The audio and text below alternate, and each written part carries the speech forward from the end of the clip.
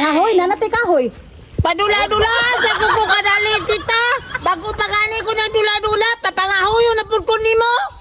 Sige na, pangahoy na kay mula na pud.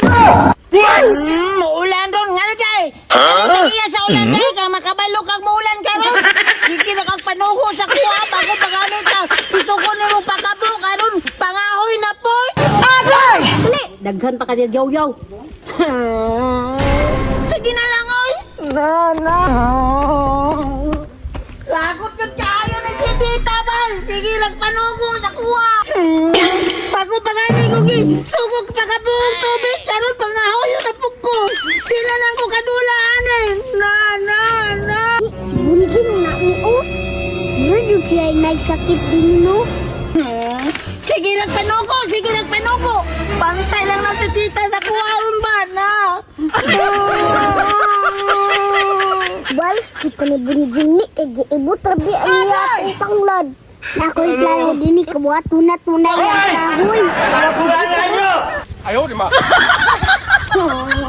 Pantay mi tayo niguman ako pangahoy karon og manuko na po na sa lain. Na. Utang ako ni akong kahoy diri. Ingnon lang nako si tita.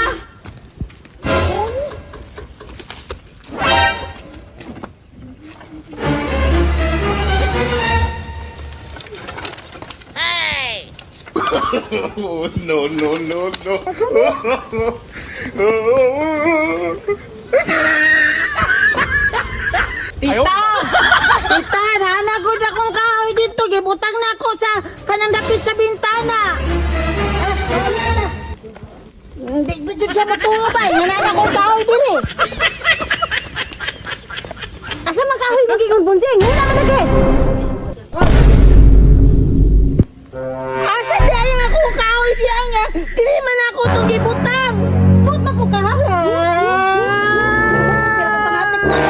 Bantay ko ha? May otro. Sanay akong kahoy din eh.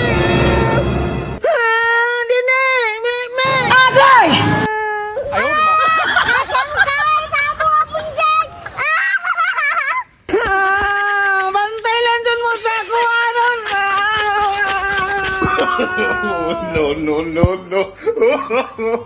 No.